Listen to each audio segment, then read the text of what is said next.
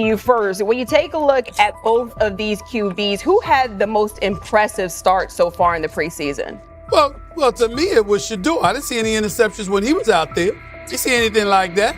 I mean, don't get me wrong. I don't think Dillon Gabriel did a bad job. I was impressed with the brother, but I'm going to go with Shedeur. You know, the pressure was on him. The spotlight was on him. Stephen A. Smith didn't just call out Dillon Gabriel. He held him accountable and made him rethink his comments. The moment Dillon Gabriel spoke and went after Shedeur Sanders, it wasn't a minor slip. He crossed the line and stepped directly into Stephen A. Smith's wheelhouse. And Smith answered with a clear, direct response that left no room for misinterpretation. The comparisons were emanating from the media more so than anybody else. And that's what I think, that's exactly who I think he was directing his comments towards. Having said that, Dillon Gabriel, respectfully, it was stupid. A very dumb comment to make. First of all, let me tell you something right now. In every walk of life, far beyond the parameters of a football field. This wasn't casual sports commentary, it was a decisive critique. Dillon Gabriel's comments were taken apart by Stephen A. Smith with clear, direct points. Gabriel, a quarterback with solid stats but limited top-level achievements, chose to take a public shot at Shedeur Sanders. Shedeur, who has handled sustained media scrutiny and on-field expectations, became the target of an unnecessary criticism. Smith responded by challenging Gabriel's standing to make that claim, and by defending Sanders on the facts. The outcome was clear. Gabriel overreached, and Sanders didn't deserve the hit. Dan Orlovsky would sit up here in comparison to Shedeur Sanders, who did no such thing, and say, hey, thought he looked better. I got to give him the edge here. I thought it wasn't bad. A pick six and a fumble, and we can get over fumbles. Have you heard anybody say that? I know it's possible. Have you ever heard anybody say, we get over? Stephen A. Smith responded immediately. As soon as Dillon Gabriel made his comments about Shedeur Sanders, Smith delivered a clear, point-by-point critique that drew national attention across the NCAA media cycle. Dillon Gabriel has a reputation as a good quarterback, not a dominant one. He can post strong numbers against opponents like Tulsa, but his performance has been inconsistent when the stakes and competition rise to playoff level. Well, those who produce get treated differently than those who don't. What he said echoes the mentality of all of America practically, and most certainly the world, as we see things being globalized more and more every day. It was a stupid, idiotic, immature comment, because clearly you were feeling the heat because a lot of people was talking about how Shedeur should be QB. Dillon Gabriel is a capable quarterback, but not a standout. Even so, he chose to talk down to Shedeur Sanders, a quarterback who has navigated constant scrutiny and pressure and still represents the future of a program that was struggling before he arrived. The comparison was weak. The criticism was unnecessary. Stephen A. Smith recognized that and dismantled Gabriel's argument with a clear, direct response. How the Browns react to this, how the locker room reacts to this, how Shedeur reacts to this, because it was a clear shot at Shedeur. But let's say Dillon Gabriel's talking about the media. How could you be a brand new quarterback in the NFL and the first time you get behind a mic after your first game, you throw the media under the bus? That's arrogance. Stephen A. Smith excels in moments like this. When Dillon Gabriel made his remarks about Shedeur Sanders, Smith responded with a focused, direct critique. He questioned Gabriel's standing to make that claim, noting that Gabriel has transferred between programs and has not been a Heisman finalist. Without theatrics, Smith laid out why Gabriel's resume doesn't justify taking public shots at Sanders. Smith's point was clear. Targeting Shedeur Sanders, a quarterback central to his program's future and consistently under intense scrutiny, was misplaced. Gabriel's criticism lacked the substance to support it, and Smith methodically showed why. Content today on his 42nd I want you to be meaner. Birthday. That's number one. Number two, after the game, the Browns head coach Kevin Stefanski said there was a mix-up in the routes and that players were in the area that they shouldn't have been. Look at Stephen A's face. Look at Stephen A's face. Look at Stephen A. Oh my Lord. The strength of Stephen A. Smith's response was that he didn't just address Gabriel's remarks. He challenged the image around him. Dillon Gabriel often presents himself as an overlooked contender ready to surprise. But the reality is that his profile hasn't commanded broad attention. It's a clear reminder that not every opinion carries equal weight. In defending Shedeur Sanders, Stephen A. was direct and precise. Shedeur isn't just a quarterback. He is Deion Sanders' son, which subjects him to scrutiny far beyond anything Gabriel has faced. Even under that pressure, Shedeur has maintained his composure, shown confidence, and delivered in key moments that helped revive a program many had written off. Stupidity, all of it. I thought it was a clear shot at Shedeur due to the fact that his Oregon coach threw a shot at Coach Prime and Shedeur during their meeting at Colorado last year. But you know what? The cream rises to the top. Let's see what happens this week. I see a lot of the media talking about they think it was about the media and not about Shedeur. And I think that's a chess move. For Dillon Gabriel to take shots at Shedeur Sanders was a miscalculation. Stephen A. Smith made the mismatch clear. Gabriel's attempt to shame Sanders was unnecessary and counterproductive. You don't target Deion Sanders' son when Deion has turned Colorado into primetime television. It underscored that Dillon Gabriel has often played with a chip on his shoulder because the spotlight hasn't followed him. He has been around long enough to compile numbers but not to earn broad respect. That's why going after Shedeur was misguided. Sanders, despite ups and downs, drives headlines. Gabriel's most notable headlines have been his transfers. Stephen A. Smith pressed that point without hesitation, challenging Gabriel's standing and leaving his argument looking like a forced throw that turns into a pick six. You know what? Still needs to thank me a little bit more for that restaurant I treated him and his family to, because it was big time, and stop embarrassing me by going places and trying to use coupons. That's how pathetic he is.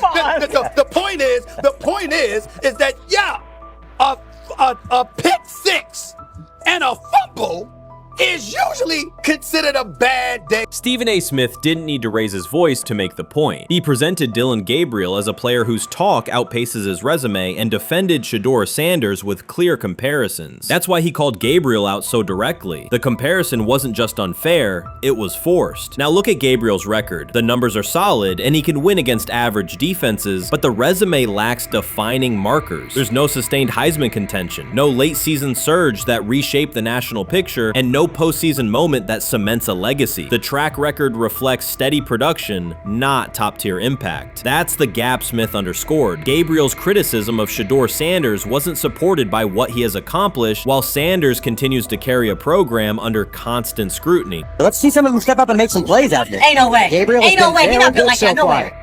And this one is picked off and going back the other way. Oh my God, why did he stop playing? Now it's a foot race. And that is that. They told me bust out my AP, perfect timing. H-shot, we about to get legendary. Shedeur start the next game, baby. Shout out Dillon though, you know what I'm saying? Bro, I love you, my heart. What am I bigger than cheese, bro? You know what I'm saying? But Shedeur got it. Shedeur Sanders is a national brand who draws viewers for both performance and result. Dillon Gabriel's attempt to diminish him read as resentment. And Stephen A. Smith called out the insecurity and lack of awareness directly. Colorado under Deion Sanders is prime time, and Shedeur sits at the center of that spotlight. If Gabriel expected the sports world to agree while he took a shot at Shedeur, he misread the moment. Smith dismantled the argument and questioned the credibility behind it. Gabriel will move on. He'll keep playing, give interviews, and have fans, but this exchange will trail his media profile as a reminder of a misstep. It's a clear example of a resume that doesn't justify taking public aim at a quarterback carrying that level of scrutiny and responsibility. For the Cleveland Browns preseason game today is that the way that some white folks watched Shedeur Sanders last week is the way that some black folks were watching Dillon Gabriel today. And it's not Dillon Gabriel for Dillon Gabriel's sake. Most folks don't have a problem with Dillon Gabriel. It's what he represents, which is the disrespect of a black person for no other apparent reason than they are a confident black person. Dillon Gabriel thought he was aiming up. Instead, he was placed back among quarterbacks who are good but not great. Stephen A. Smith made the central point. Dillon Gabriel doesn't shape the conversation. Sports are about narrative as much as numbers, and Gabriel's story doesn't move the culture, while Shedeur Sanders does. Smith highlighted that contrast clearly. By the end, Gabriel's credibility had taken a measurable hit. The critique was decisive and sent a broader message to any player considering public shots at Shedeur Sanders. If you step into that debate, you will be held to a higher standard and your resume will be tested. Dillon Gabriel learned that the hard way. Rich Eisen addressed the armchair analysts and online critics head-on. Shedeur Sanders just received his opportunity, and the backlash arrived immediately. Eisen responded with a clear, point-by-point case explaining why the criticism misses the mark. If you thought Shedeur's rise was rapid, Eisen's analysis puts it in proper context. Here's what he laid out on air. Already speaking in Cleveland high schools. Weekend after, flying out immediately to get to work. But his character's terrible, right? You know, and listen, oh, he interviewed bad, you know. According to who? The New York Giants? No offense, Bert. The same New York Giants that gave Daniel Jones a huge contract and let Saquon Barkley out the door. That's the intel we're trusting here? That was for him to celebrate. He just made, I mean, look, he put in work in college. He had the privilege of being coached by his father. Which we all would love and choose. Turned around not one, but two programs in college football. And then literally for any athlete, being drafted at the highest level is a success story in itself. Rich Eisen delivered a direct response to the critics. He addressed the online claims reducing Shedeur Sanders to Deion Sanders' son instead of evaluating him as a quarterback on merit. Eisen challenged those assumptions and refocused the discussion on performance, preparation, and opportunity. Say Kenny Pickett had strained his hamstring. Shedeur, they say his first day in pass, 9 for 9, 2 touchdowns, no interceptions. Really was just hating on this young guy. Within minutes, Rich Eisen delivered a structured breakdown, addressing each claim with evidence and dismantling weak narratives through clear analysis. He replaced speculation with data and kept the focus on what matters: decision-making, accuracy, leadership, preparation, and game management. The reality is simple. Shedeur Sanders was not given this opportunity. He earned it through performance and consistency against real competition. He accepted the role, met the standard, and handled the moment with professionalism and urgency. No shortcuts, no favors, just results and readiness. Eisen's point was direct. Evaluate Shedeur on his work, not assumptions, and acknowledge that he has justified the opportunity on the field. I've done it at 2 locations already, so it's simple. So that's why when people say I'm not, you know, one of the top quarterbacks or the top quarterback, is what are y'all going based off of? Because I did it year after year after year, and you see the progression. So it's like, obviously it got to be some type of external hate that you have for the family, for the last name, for anything. Because I know I proved myself. While many were still debating whether he was NFL ready, Shedeur Sanders stepped onto the practice field and operated like a clear QB1, setting protections, controlling tempo, and executing the plan. The narrative that he is just flash, media attention, or his father's influence does not hold up against his work in installs, progressions, and situational drills. What he showed was composure, efficiency, and command of the offense. He processed quickly, protected the football, and delivered on-time throws, demonstrating preparation and control. I'm a firm believer. If I wanted Shedeur Sanders at 2, at worst at 33, of course I already think that he's better than the other quarterbacks. Because that's the type of talent, that's where I would have picked him at. And if he was at 2 or 33, and he still had this same exact skill set, we would be talking about him starting and playing. Right. Well, there'd only be 3 quarterbacks. It'd be 3 quarterbacks, not 4. Not 4, yeah. But since he moved to the 5th round, that's cool. They might have to go along with it. But to me, I think if you ask who got the best tools, I'm going with Shedeur Sanders. From the first day of camp, he was not there to get by. He arrived to lead. There was no hesitation in installs, no lapses in fundamentals, just precise timing, clean footwork, and consistent velocity to every level of the field. He managed protections, controlled cadence, and delivered in situational work, showing command rather than learning on the fly. The approach was efficient and disciplined, with attention to detail and progressions and ball placement that reflected preparation, not improvisation. At the same time, Rich Eisen addressed the narrative directly and backed it with evidence. He laid out clips, context, and performance markers to cut through speculation. Eisen emphasized that Shedeur Sanders did not step into this moment because of publicity. He built toward it through sustained work, resilience, and results. The background, media readiness, high football IQ, and a professional approach was developed over years, not days, and it translated to immediate operational control of the offense. The resistance came from familiar places. Some in the traditional guard still framed mobile quarterbacks as limited and expected the nepotism label to define him. That view did not hold up against what was on the field: composure under pressure, secure decision-making, accurate throws into tight windows, and consistent execution in red zone and 2-minute sequences. Eisen's point was clear: evaluate Shedeur Sanders on performance and readiness. The evidence shows he earned the opportunity and is meeting the standard with accountability and consistency. Yeah, teams didn't draft him because they didn't think he was first-round talent. And the quote we played and that's on the screen, I think is flatly wrong. We all know this shouldn't have happened. Yes, it should have. It should have happened because this wasn't. Now, again, teams can be wrong. The league as a whole can be wrong.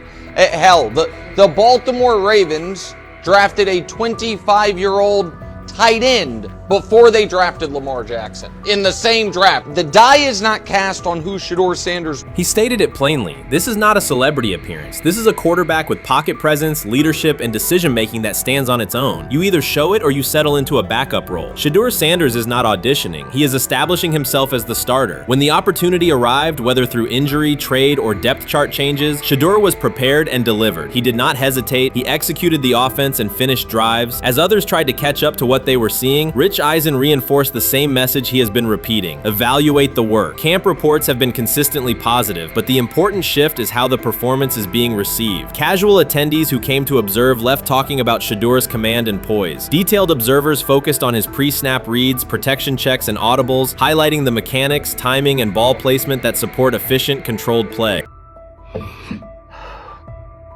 I'm about to unleash about Shedeur Sanders. I just watched what happened to Shedeur Sanders in the Cleveland Browns' third and final preseason game. And I'm outraged, I'm sickened, and I'm saddened by the way Shedeur continues to be treated in the National Football League.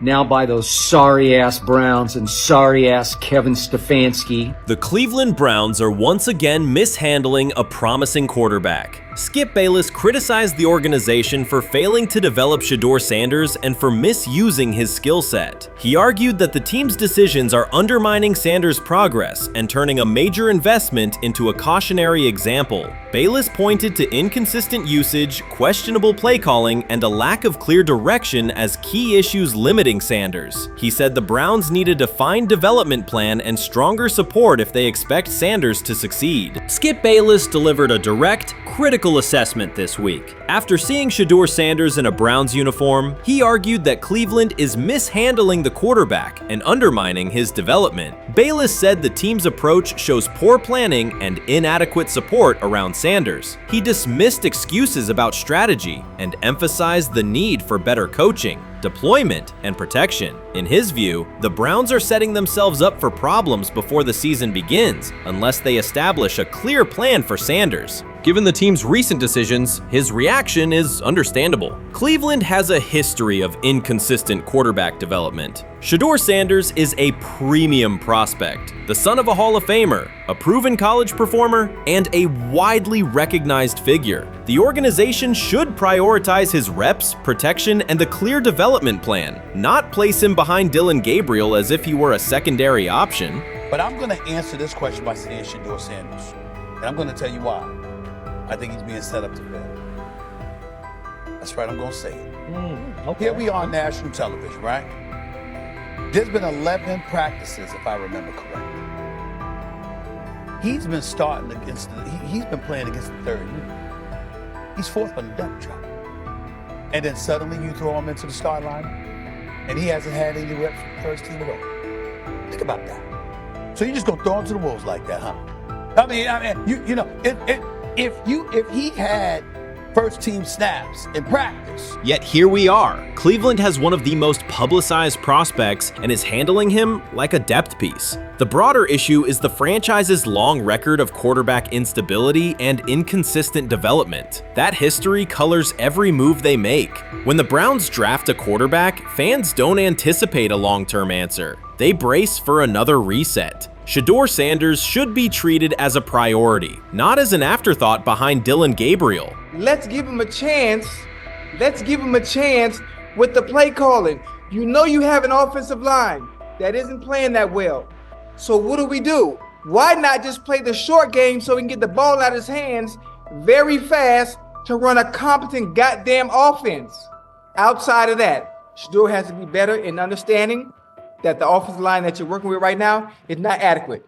Why not allow the players that are competing for a job, in this instance, Shedeur Sanders, to finish off the 2-minute drill? When Browns fans see another quarterback selected, they brace for another setback. The franchise's recent history, from Johnny Manziel's failed stint to the rocky handling of Baker Mayfield, reflects inconsistent development and short-term decision-making. Against that backdrop, Skip Bayless's reaction to Shedeur Sanders on Cleveland's roster was blunt. He argued the team is already mishandling a premium prospect by treating him as a secondary option instead of a centerpiece for the future. Bayless's position is straightforward. Sanders is not just a name, he brings proven college production, leadership traits, and significant visibility that can strengthen both the offense and the organization's broader profile. Burying him on the depth chart behind Dillon Gabriel signals a lack of a clear development plan and wastes early momentum. Instead, Bayless contends, Cleveland should establish a defined pathway.